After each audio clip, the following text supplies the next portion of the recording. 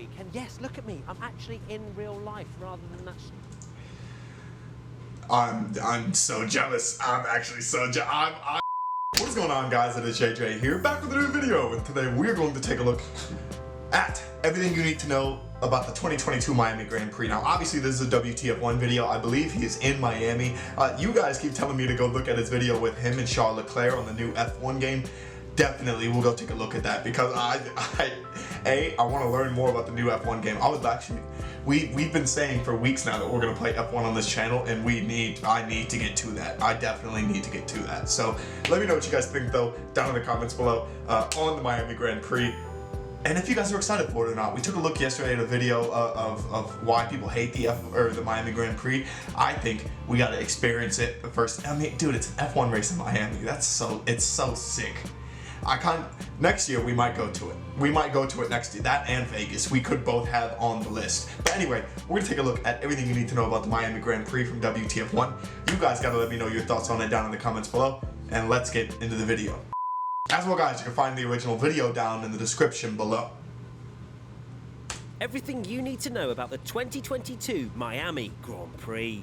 Hello everyone, it is Miami week. And yes, look at me. I'm actually in real life rather than that. I'm so jealous. I'm actually so jealous. I would just love to be in my... Guys, currently I'm in Chicago. It is still 50 degrees here, still rainy, still cold. Starting Monday, though, we have great weather.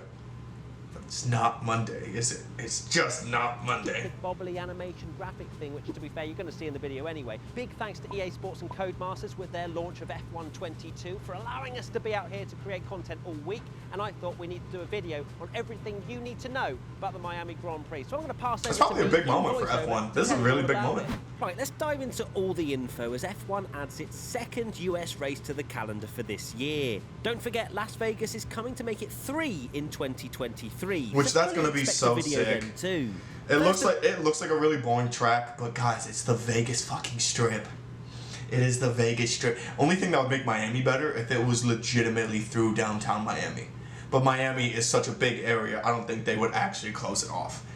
That's the only thing that would have made Miami better. But otherwise, first and foremost, I think it's worth reminding everyone that the race itself starts at 1/2 the hour. I can already see tons of you tweeting angrily at the top of the hour that you missed the start of the race. For me, it's at like 5 p.m. So I'm thankful.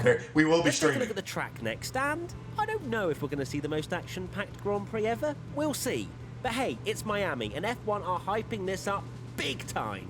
Let's now take a look at this Miami They did not Gardens actually take an F1 car on the beach. That's insane. Shall we? The first thing you'll notice is that it's not a particularly long run down towards Turn 1, where the drivers are greeted with a right-hander. Turns 1, 2 and 3 are quite similar to 4, 5 and 6, where they... Who's crashing at Turn 1? Who's crashing? Hey, everyone, in the comments, spam the comments. Who's crashing at Turn 1? I'm calling it right now.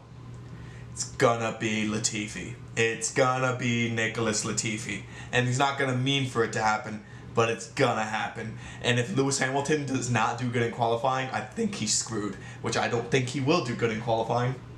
So I think he's screwed. I'm calling it right now. Driver along.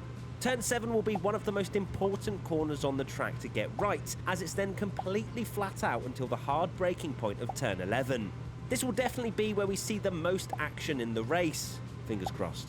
The last sector is quite clearly very technical and also very narrow, so fully expect this to be pretty Monaco-esque, with no overtaking but mistakes punished big time.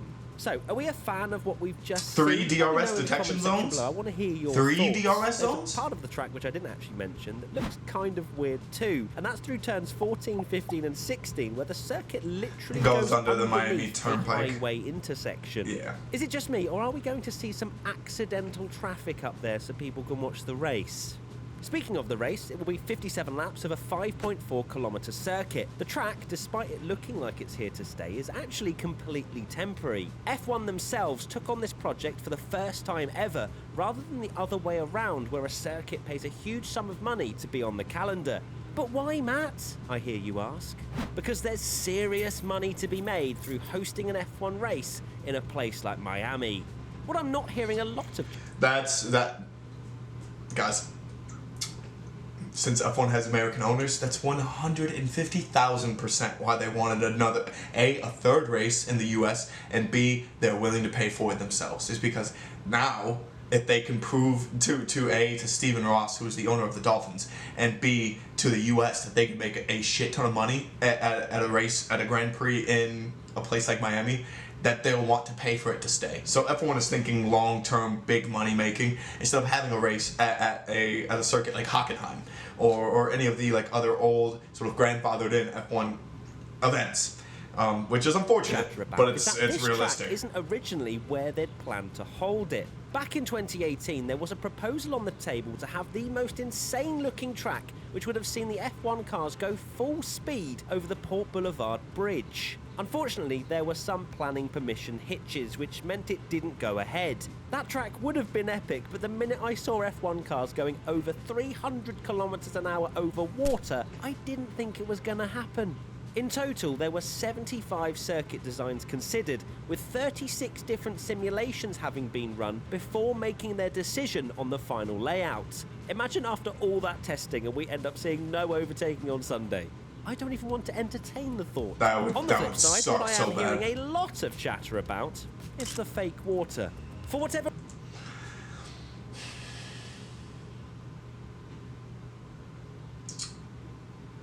It looks awful. The reason there's a lot of chatter is it looks awful. And you're not going to put a real marina there because it's not going to stay all year.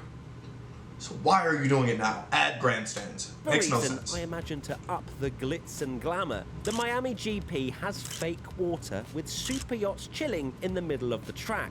Speaking of water, but the actual real kind, there is a solid chance we could see a little rain shower that may spice things up. I've checked the weather here several times over the last few days, and it changes so quickly. It really Hopefully does. the track doesn't need that to give us good action. Right, that is it. Hopefully that's given you all the information you need about the Miami Grand Prix. Hopefully it's a good one. We've got internet special reactions we're filming out here, so look forward to that, and we'll see you very soon for another video. Big shout out WTF1, big shout out to them. Honestly, I'm really excited for the race weekend, guys. I cannot wait. Things that will actually be in our time. I will not be doing qualifying Saturday. It is Mother's Day weekend here in the United States, so my mother is coming up. We will be spending that day with her, but Sunday, I'm all yours. We're gonna have a stream for the race. We'll probably do like an hour-long stream beforehand, just sort of chatting, just sort of catching up, maybe like a little Q&A session, etc. And then we'll get into obviously the whole race day. Maybe we'll catch up on qualifying then.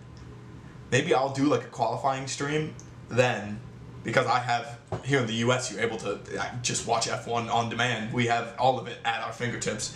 Maybe I'll do a qualifying stream then and just try to avoid like social media or like looking at the results. And then after that, on Sunday, straight into the race. So it just kind of, I can hit it 1-2 like that. Maybe we'll do that. But let me know what you guys think down in the comments below. Let me know your thoughts on the practice sessions. I can't wait to actually see the onboards of cars actually on the track tomorrow for the practice sessions. So we'll probably have videos on that. And on the F1 2022 game with Charles Leclerc. But yeah, thank you guys so much for watching, and peace.